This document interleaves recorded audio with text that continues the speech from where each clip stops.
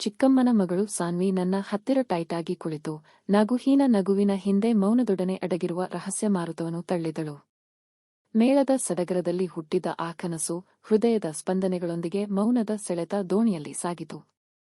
ಪ್ರೀತಿ ಮತ್ತು ನೋವಿನ ನಡುವಿನ ಆ ನಗುವಿನ ಆಟ ನಿನ್ನ ಹತ್ತಿರದ ಪ್ರತಿಕ್ಷಣವನ್ನು ನಸುಕಿನಷ್ಟು ತುಕ್ಕುವಂತೆ ಮಾಡಿ ಹೃದಯದ ಕಮಲ ಕದ್ದನು. ನಾವು ಹತ್ತಿರ ಬಂದಂತೆ ಅವಳ ನಗು ಕೂಡ ನನ್ನ ಒಳಗಿನ ಆಸೆಯ ನದಿಗೆ ಬೆನ್ನು ಹತ್ತಿತು. ಇಂತಿದೆ ನಗು ಹಿಂದಿರುವ ನಗುಹೀನತೆ, ಅದೇನೋ ಅಪರಿಚಿತ ಹಾಯ್ದು ಬಂದ ಪ್ರೇಮದ ನುಡಿ. ಮೇಳದ ವಾತಾವರಣ ಊರಿನಲ್ಲಿ ಇನ್ನೂ ಗಟ್ಟಿಯಾಗಿ ಹರಡಿತು. ಬೀದಿಗಳಲ್ಲಿ ಬಣ್ಣದ ದೀಪಗಳು ಹೊಳೆಯುತ್ತಿದ್ದವು, ಸುತ್ತಮುತ್ತ ಹಬ್ಬದ ರಭಸ. ನಮ್ಮ ಮನೆಗೂ ಹಬ್ಬದ ಸಂಭ್ರಮ, ಅಡುಗೆಮನೆಯಿಂದ ಬರುವ ಹೂವಿನ ಮತ್ತು ಹುರಿದ ತಿನಿಸಿನ ವಾಸನೆ.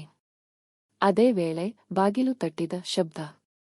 ಬಾಗಿಲು ತೆರೆದಾಗ ಚಿಕ್ಕಮ್ಮ ಮತ್ತು ಅವಳ ಮಗಳು ಸೌಮ್ಯ ನಿಂತಿದ್ದರು. ಸೌಮ್ಯಾಳನ್ನು ನಾನು ಕೊನೆಯಾಗಿ ನೋಡಿದ್ದು ವರ್ಷಕ್ಕಿಂತಲೂ ಹಿಂದೆ. ಅವಳಲ್ಲಿ ಆಗಿದ್ದ ಬದಲಾವಣೆ ಅಚ್ಚರಿಯಾಯಿತು. ಎತ್ತರ, ಮೈಕಟ್ಟು, ಮುಖದಲ್ಲಿ ಮೂಡಿದ ಆಕರ್ಷಕತೆ. ಓಹ್, ಎಷ್ಟು ಬೆಳೆದಿದ್ದೀಯಾ ಎಂದು ನಾನು ನಗುತ್ತಾ ಹೇಳಿದಾಗ ಅವಳು ಚಿಕ್ಕದಾಗಿ ತಲೆಬಾಗಿದಳು. ಆದರೆ ಆ ನಗುವಿನಲ್ಲಿ ಒಂದು ರೀತಿಯ ಬಲವಂತದ ಹಾಸ್ಯ ಇತ್ತು. ಸಂಜೆ ಎಲ್ಲರೂ ಹಾಲ್ನಲ್ಲಿ ಕುಳಿತು ಮಾತಾಡುತ್ತಾ ಚಹಾ ಕುಡುತ್ತಿದ್ದಾಗ ಅವಳು ನಿಧಾನವಾಗಿ ಬಂದು ನನ್ನ ಪಕ್ಕದಲ್ಲಿ ಕೂತಳು. ಅಷ್ಟು ಹತ್ತಿರ ಕೂತಿದ್ದಳು, ನಮ್ಮ ಕೈಗಳು ಒಮ್ಮೆ ತಾಕಿಕೊಂಡವು. ಆ ತಾಕಿಗೆ ಹಠಾತ್ತಾಗಿದ್ದರೂ ನನ್ನ ಹೃದಯದಲ್ಲಿ ಒಂದು ವಿಚಿತ್ರ ತಾಪ ಹರಡಿತು. ಮೇಳಕ್ಕೆ ಹೋಗಿದ್ದೀಯಾ ಎಂದು ನಾನು ಮಾತು ಆರಂಭಿಸಿದೆ. ಇಲ್ಲ, ಮನಸ್ಸೇ ಇರಲಿಲ್ಲ ಎಂದು ಅವಳು ನಿಧಾನವಾಗಿ ಉತ್ತರಿಸಿದಳು. ಅವಳ ಧ್ವನಿಯಲ್ಲಿ ಒಂದು ಶೂನ್ಯತೆ ಇತ್ತು. ನಗುವಿನ ಹಿಂದೆ ಅಡಗಿದ್ದ ಮೌನ ನನಗೆ ಸ್ಪಷ್ಟವಾಗತೊಡಗಿತು. ಕಣ್ಣಿನಲ್ಲಿ ಏನೋ ಅಳುವ ಹನಿಯ ಇದ್ದಂತೆ ತೋರಿತು, ಆದರೆ ಅವಳು ಅದನ್ನು ಬಚ್ಚಿಟ್ಟುಕೊಳ್ಳಲು ಪ್ರಯತ್ನಿಸುತ್ತಿದ್ದಳು. ಆ ರಾತ್ರಿ, ಆ ಹತ್ತಿರಿಕೆಯಿಂದ ಮತ್ತು ಆ ಕಣ್ಣಿನ ಮಾತುಗಳಿಂದ ನನ್ನ ಮನಸ್ಸಿನಲ್ಲಿ ಒಂದು ಪ್ರಶ್ನೆ ನೆಲೆಸಿತು, ಅವಳ ನಗುವಿನ ಹಿಂದೆ ಏನಿದೆ? ಮೇಳದ ಬೆಳಗಿನ ಬೆಳಕು ಹೊಳೆಯುತ್ತಿದ್ದಾಗ ಮನೆ ಇನ್ನೂ ನಿದ್ದೆಯಲ್ಲಿತ್ತು. ನಾನು ಹಾಲ್ನಲ್ಲಿ ಕುಳಿತು ಮಂಗಳ ದಿನದ ಶಾಂತಿಯನ್ನು ಅನುಭವಿಸುತ್ತಿದ್ದೆ. ಸಾನ್ವಿ ತಡವಾಗಿ ಎದ್ದಳು. ಅವಳ ಮುಖದಲ್ಲಿ ಇನ್ನೂ ಹಳೆಯ ಮೇಳದ ನಗು ಹಸುರುಕರೆ ಆಗಿತ್ತು, ಆದರೆ ಕಣ್ಣಿನ ಆಳದಲ್ಲಿ ಎಡವಿದ ಜಾಣ್ಮೆ ಉರಿಯುತ್ತಿದ್ದಿತು. ನಾನು ಅವಳ ಹತ್ತಿರ ಹೋದಾಗ ಅವಳು ನಿಧಾನವಾಗಿ ತಲೆ ತಗ್ಗಿಸಿ ನಗಿದಳು. ನಿನ್ನ ಜೊತೆ ಮಾತನಾಡಲು ಬಯಸಿದ್ದೆ ಎಂದಳು, ಆದರೆ ನಿಜವಾಗಿಯೂ ಏನನ್ನೂ ಹೇಳಲು ಸಾಧ್ಯವಾಗುತ್ತಿಲ್ಲ. ನಮ್ಮಿಬ್ಬರೂ ಸೋಫಾದ ಮೇಲೆ ಕುಳಿತುಕೊಂಡು ಮೌನದ ನಡುವೆ ಹಾಯ್ದುಬಂದ ಬಾಹ್ಯ ಶಬ್ದಗಳನ್ನು ಕೇಳುತ್ತಿದ್ದೆವು. ಅವಳ ನಗು ಹಿಂದಿರುವ ನೋವು ಮತ್ತು ಆ ಮೌನದೊಳಗಿನ ಅನರ್ಹತೆಯನ್ನು ನಾನು ತೋಚಿಕೊಳ್ಳಲು ಆರಂಭಿಸಿದ್ದೆ. ನೀನು ನಗುತ್ತಿರುವಾಗ ನಿಜವಾಗಿಯೂ ಸಂತೋಷವಾಗುತ್ತೀಯಾ ಎಂದು ನಾನು ಎಚ್ಚರಿಕೆಯಿಂದ ಕೇಳಿದೆ. ಅವಳು ಕಣ್ಣು ತುಳಿದು, ಸಂತೋಷವೆಂದರೆ ಯಾರಿಗಾದರೂ ನಿಜವಾದ ಹೃದಯದಿಂದ ಬರುವುದಾದರೆ ನಾನು ಅದನ್ನು ಕಂಡಿಲ್ಲ ಎಂದಳು. ನಮ್ಮ ಸಂಭಾಷಣೆಯ ನಡುವೆ ಅವಳ ಕೈ ಸಣ್ಣದಾಗಿ ನನ್ನ ಕೈಗೆ ತಲುಪಿತು. ಆ ಸ್ಪರ್ಶವು ನನ್ನೊಳಗೆ ಹೊಸ ಅರ್ಥಗಳನ್ನು ಮೂಡಿಸಿತು. ಹೃದಯದ ನಿಶ್ಶಬ್ದ ಹೇಳಿಕೆಯನ್ನು ಬಾಹ್ಯವಾಗಿ ವ್ಯಕ್ತಪಡಿಸಲು ಹೃದಯ ಹಿಂಜರಿದಂತೆ ಭಾಸವಾಯಿತು. ಆ ದಿನಗಳಿಂದ ನಾವು ಮತ್ತಷ್ಟು ಹತ್ತಿರವಾಗುತ್ತಾ ಹೋಗುತ್ತಿದ್ದೆವು. ಆದರೆ ಪ್ರತಿ ನಗು, ಪ್ರತಿ ಮಾತಿನ ಹಿಂದಿರುವ ಭಾವನೆಗಳು ನನಗೆ ಎಚ್ಚರಿಕೆ ನೀಡುತ್ತಿದ್ದವು. ಸಾನ್ವಿಯ ನಗು ಸರಳವಲ್ಲ, ಅದು ಮೌನದೊಡನೆ ಬಲಪಡಿಸಲ್ಪಟ್ಟ ನೋವಿನ ಸಂಕೇತ. ರಾತ್ರಿ ಹೊತ್ತಿಗೆ ಅವಳು ಮತ್ತೆ ನನ್ನ ಹತ್ತಿರ ಬಂದು ಕಿಟಕಿಯ ಬಳಿ ನಿಂತಿದ್ದಳು. ಮಳೆಯ ಹನಿಗಳ ಸದ್ದು ಮತ್ತೆ ಬರುವಂತೆ ಹೊಟ್ಟೆಗೊತ್ತನ್ನು ತರುವಿತ್ತು. ಅವಳ ಮುಖದಲ್ಲಿ ಮೌನದ ಛಾಯೆಗಳು ಇದ್ದವು. ನಿನ್ನನ್ನು ನೋಡಿದಾಗ ನನ್ನ ಒಳಗಿನ ಭಾವನೆಗಳು ಮಬ್ಬಿನಂತೆ ಮೂಡುತ್ತವೆ ಎಂದಳು ನಿಶ್ಶಬ್ದವಾಗಿ. ನನ್ನ ಹೃದಯಕ್ಕೆ ಅವಳ ಮಾತುಗಳು ಸ್ಪರ್ಶವಾಗಿ ಹರಿದು ಬಂದವು. ಆದಾಗ ನಾನು ತಿಳಿದುಕೊಂಡೆ, ನಗುವಿನ ಹಿಂದೆ ಆಳವಾದ ಕಥೆಯೇನು ಅಂದ್ರೆ ಅದು ಇನ್ನೂ ಹೇಳಬೇಕಾದ ನೋವು ಮತ್ತು ಪ್ರೀತಿ ಮಿಶ್ರಿತ ಮೌನ. ಮಳೆಗಾಲದ ಧಾರೆಯಂತೆ ನನ್ನ ಮನಸ್ಸಿನಲ್ಲಿ ಹರಿದು ಬಂದ ಕಣ್ಗಳ ಸ್ಫೋಟ್ ಹೃದಯದ ಒಪ್ಪಿಗೆಯಲ್ಲೂ ಹತ್ತು ಬಂದವು. ಸಾನ್ವಿಯ ನಗುವಿನ ಹಿಂದೆ ಸಿಗದ ನುಡಿಗಳ ಭಾರ ಮತ್ತು ಮೌನದ ಒಪ್ಪಿಗೆಯನ್ನು ನಾನು ತಿಳಿಯಲು ಬಯಸುತ್ತಿದ್ದೆ. ಆ ನಗುವಿನ ಹಿನ್ನೆಲೆಯಲ್ಲಿ ಏನಾದರೂ ಕಹಿ ನೆನಪುಗಳ ಸಂಕೇತವಿದೆಯೇ? ಅವಳ ಭಾವನೆಗಳ ಅನಂತ ಕಡಲಿನಲ್ಲಿ ನಾನು ಮುಳುಗಲು ಸಿದ್ಧನಾಗಿದ್ದೆ. ಒಂದು ಸಂಜೆ ಸಿಡಿಲತೆಯಾದಾಗ ಮನೆಯೊಳಗಿನ ಶಾಂತತೆಯಲ್ಲಿ ಸಾನ್ವಿ ನನ್ನ ಹತ್ತಿರ ಬಂದು ಕುಳಿತುಕೊಂಡಳು. ಆ ಮೌನ ಕ್ಷಣದಲ್ಲಿ ಅವಳ ಕಣ್ಣುಗಳೊಳಗೆ ನನ್ನ ಹೃದಯ ತುತ್ತಾಗಿತ್ತು. ಅವಳ ನಗೆ ಏನು ಹೇಳದೇ ಇದ್ದರೂ ಹೃದಯದ ತಾಳದಲ್ಲಿ ಆ ನಗುವಿನ ಸೂರ್ಯೋದಯ ದಪ್ಪವಾಗಿ ಬೆಳಗುತ್ತಿತ್ತು. ನೀನು ನನಗೆ ಏನೂ ಕೇಳದೇ ಇದ್ದರೂ ನನ್ನೊಳಗಿನ ನೋವನ್ನು ತಿಳಿದಿರುವಂತೆ ಇದೆ ಎಂದು ಅವಳು ಸಣ್ಣ ಧ್ವನಿಯಲ್ಲಿ ಹೇಳಿದಳು. ಅವಳ ನಗೆ ಮುಗಿದು ಹೋಗಿ ಒಂದೊಂದು ಉಸಿರಾಟದಲ್ಲಿ ನಿಶ್ಶಬ್ದ ಕತೆಗಳು ಮೊಳಗುತ್ತಿದ್ದವು. ನಾನು ನಿಶ್ಶಬ್ದವಾಗಿ ಅವಳ ಕೈ ಹಿಡಿದು, ನಿನ್ನೊಳಗಿನ ನೋವು ಹಂಚಿಕೊಳ್ಳಲು ನಾನು ಇಲ್ಲಿ ಇದ್ದೇನೆ ಎಂದು ಹೇಳಿದೆ. ಅವಳ ಕೈ ನನ್ನ ಕೈಗೆ ಸಜ್ಜನವಾಗಿ ಜೋಡಿಸಿಕೊಂಡು ಅವಳ ಹೊಣೆಸಿಕೊಳ್ಳುವ ಹೃದಯದ ಭಾರವನ್ನು ನಾನು ಅರ್ಥಮಾಡಿಕೊಳ್ಳಲು ಪ್ರಾರಂಭಿಸಿದೆ.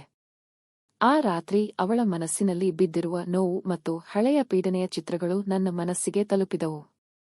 ಸಾನ್ವಿ ಒಂದು ಕುಟುಂಬದಲ್ಲಿ ಹುಟ್ಟಿದವು, ಆದರೆ ಅಲ್ಲಿ ಅಳುಕಿಲ್ಲದೆ ನಗಲು ಕಲಿತಳು. ಅವಳ ನಗುವಿನ ಹಿಂದೆ ಏನೋ ಆಳವಾದ ದುಃಖ ಮತ್ತು ಒಂಟಿತನದ ಬಲವಂತದ ನಗೆ ಇದ್ದಿತು. ನಮ್ಮ ನಡುವಿನ ಸೀಮೆಗಳು ನಿಸ್ಸಂದೇಹವಾಗಿ ದಡಬಿಟ್ಟವು. ನಾನು ಅವಳ ನೋವನ್ನು ಹಂಚಿಕೊಳ್ಳುವ ಅವಕಾಶ ಪಡೆದಾಗ ಅವಳ ಮುಕ್ತಿರ ಹಾದಿ ನಾಶನಗೆ ಬಂತು. ನಾವು ಒಂದೇ ಹೃದಯದ ಸ್ಪಂದನದಂತೆ ಒಂದಾಗಿ ಬಿದ್ದೆವು. ನೀನು ನನ್ನ ನೆರವಾಗಬೇಕು ಎಂದು ಅವಳು ಮನವಿ ಮಾಡಿತು. ನನಗೆ ಈ ನೋವು ಮರೆಮಾಡಲು ಒಂದು ಬಲವಾದ ಕೈ ಬೇಕು. ನಾನು ಮೃದುಸ್ವರದಲ್ಲಿ ಉತ್ತರಿಸಿದೆ, ನೀನು ಮಾತ್ರವಲ್ಲ, ನಾನು ಕೂಡ ನಿನ್ನ ಜೊತೆಗೆ ಇದ್ದೇನೆ. ನಾವು ಈ ನೋವನ್ನು ಹಂಚಿಕೊಂಡು ಅದನ್ನು ಮುರಿದು ಬಿಡೋಣ. ಆ 10 ಕ್ಷಣಗಳಲ್ಲಿ ನಾವು ಬೇರೆಯವರೊಡನೆ ಹಂಚಿಕೊಳ್ಳದ ಭಾವನೆಗಳನ್ನು ಹಂಚಿಕೊಂಡೆವು. ನಗುವಿನ ಹಿಂದೆ ಸಾಂತ್ವನ ಬೇಕಾದ ಮನಸ್ಸಿನ ತೀವ್ರತೆ ಇದೆ ಎಂದು ಅರಿತುಕೊಂಡೆವು. ನಾವು ಮೌನದಲ್ಲಿ ಹೇಳದ ಮಾತುಗಳನ್ನು ಎದೆಯೊಳಗೆ ಅರಸು ಮಾಡುತ್ತಿದ್ದೆವು. ನಂತರ ದಿನಗಳು ಹಗುರವಾಗಿ ಹರಿದವು. ಸಾನ್ವಿಯ ನಗು ಮೌನದೊಂದಿಗೆ ಮಧುರತೆಯ ಚರಮಶಿಖರವನ್ನು ತಲುಪಿತು. ನಾವು ಹತ್ತಿರವಾಗುತ್ತಿದ್ದಂತೆ ಅವಳ ಕೈಗಳನ್ನು ಹಿಡಿದು ಅವಳ ಮುಖಕ್ಕೆ ನಾಚಿಕೆ ಮಿಶ್ರಿತ ನಗು ತಂದುಕೊಟ್ಟೆನು.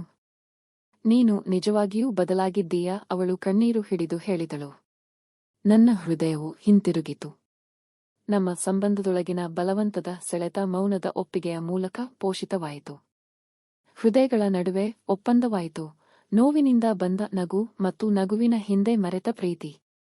ಆ ರಾತ್ರಿ ನಾವು ಕಿಟಕಿಯ ಬಳಿ ನಿಂತು ಮಳೆಯ ಸುವಾಸನೆ ಮತ್ತು ಶಬ್ದಗಳಲ್ಲಿ ನಮ್ಮ ಭಾವನೆಗಳನ್ನು ಹಂಚಿಕೊಂಡೆವು. ಮೌನದಲ್ಲಿ ಹೇಳದ ಮಾತುಗಳು ನಮ್ಮ ನಡುವಿನ ಬಾಂಧವ್ಯವನ್ನು ಹತ್ತಿರಗೊಳಿಸಿತು.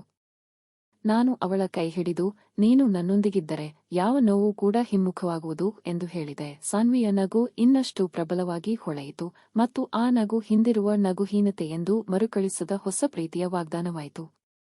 ಅವನ ಹೃದಯದೊಳಗಿನ ಮೌನ ಒಪ್ಪಿಗೆಯ ನಂತರ ಸಮಯವು ನಿಧಾನವಾಗಿ ತನ್ನ ಹಾದಿಯಲ್ಲಿ ಸಾಗಿತು. ಸಾನ್ವಿಯ ಮತ್ತು ನನ್ನ ನಡುವಿನ ಸಂಬಂಧ ಮೌನದಿಂದ ಮಾತಿಗೆ, ಮಾತಿನಿಂದ ಹೃದಯದ ಹಂಚಿಕೆಗೆ ಬದಲಾಗಿದೆ. ಆದರೆ ನಗು ಹಿಂದಿರುವ ನಗುಹೀನತೆ ಇನ್ನೂ ಕೊಂಚ ಮರೆಯದೆ ನನ್ನ ಮನಸ್ಸಿನ ಆಳದಲ್ಲಿ. ಒಂದು ಸಂಜೆ ಊರಿನ ಹೊರವಲಯದಲ್ಲಿ ನಿಸರ್ಗದ ಮಧ್ಯೆ ನಾವು ಒಬ್ಬರ ಜೊತೆ ಕೈ ಹಿಡಿದು ನಡೆದಾಡುತ್ತಿದ್ದೆವು. ಹಸಿರು ಹಳ್ಳಿಗಳ ಸವಿಯಾದ ಗಾಳಿ, ಮರಗಳ ಚಳಿಗಾಲದ ಸಂಸ್ಪರ್ಶ ಮತ್ತು ದೂರದಲ್ಲಿ ಬಾಗಿಲಿಗೆ ಬಂದಿರುವ ಮಳೆ ಮೆರೆದಂತೆ ಕಂಡುಬಂದವು. ಅವಳು ಅಂದೂರ್ನು ನೋಡುತ್ತಾ ನಿಧಾನವಾಗಿ ತನ್ನ ಭಾವನೆಗಳನ್ನು ಹಂಚಿಕೊಳ್ಳಲು ಪ್ರಾರಂಭಿಸಿದಳು. ನನಗೆ ನಗು ಹಂಚುವ ಹಕ್ಕು ಇದ್ದಂತೆ, ಆದರೆ ನಗುವ ಹಿಂದೆ ನನ್ನ ಹೃದಯದಲ್ಲಿ ಸೊರೆಯಿಲ್ಲದ ನೋವು ಕೂಡ ಇದೆ, ಅವಳು ಸ್ವಲ್ಪ ಭಾವುಕವಾಗಿ ಹೇಳಿದಳು. ಈ ನಗು ಹಿಂದಿರುವ ನಗುಹೀನತೆ ನನ್ನ ಜೀವನದ ಮೌಲ್ಯವನ್ನು ನಾಶ ಮಾಡುತ್ತದೆ ಎಂಬ ಭಯವಿದೆ. ನಾನು ಅವಳ ಕೈ ಹಿಡಿದು, ನಗು ಹೀಗಿರಲು ಕಾರಣವಿಲ್ಲದ ನೋವುಗಳನ್ನು ನೀವು ಹಂಚಿಕೊಳ್ಳಬೇಕು, ಆದರೆ ನಿನ್ನೊಳಗಿನ ಶಕ್ತಿ ಮತ್ತು ನಿಜವಾದ ಪ್ರೀತಿ ಬಲವಾಗಿದೆ ಎಂದು ಧೈರ್ಯ ನೀಡಿದೆನು. ಆ ಕ್ಷಣದಲ್ಲಿ ಸಾನ್ವಿಯ ಮುಖದಲ್ಲಿ ಒಂದು ನವೀನ ಜ್ವಾಲೆ ಹರಡಿತು, ನೋವು ಮತ್ತು ಸಂತೋಷದ ಮಿಶ್ರಣದ ನಗು. ನಾವು ಇಬ್ಬರೂ ಒಟ್ಟಿಗೆ ನಗಿದ್ದೇವೆ, ಆದರೆ ನಮ್ಮ ನಗುವಿನ ಹಿಂದಿರುವ ನಗುಹೀನತೆ ಈಗ ಹೊಸ ಪ್ರೀತಿಯ ಹಾದಿ ಹಿಡಿದಿತ್ತು. ಮನೆಗೆ ಮರಳಿದಾಗ ಸಾನ್ವಿಯ ಮುಖದಲ್ಲಿ ನಿಶ್ಶಬ್ದವಾಗಿ ಒಂದು ಸಮಾಧಾನದ ಭಾವನೆ ಮೂಡಿತ್ತು. ಅವಳು ಹತ್ತಿರ ಬಂದು ನನ್ನ ಕೈ ಹಿಡಿದು, ನೀನು ನನ್ನ ಅಂಧಕಾರದ ಬೆಳಕು ಎಂದು ಹೇಳಿದಳು. ನಮ್ಮ ಕತೆ ಇಲ್ಲಿ ಕೊನೆವಾಯಿತು ಎಂದರೆ ತಪ್ಪು. ಇದು ನಿಜವಾದ ಪ್ರೀತಿಯ ಆರಂಭ, ಅದೆಂದರೆ ನೋವು ಮತ್ತು ನಗು ಎರಡನ್ನೂ ಹೊಂದಿರುವ ಒಂದು ಮಧುರ ಹೃದಯ ಸ್ಪರ್ಶಿ ಯಾತ್ರೆ.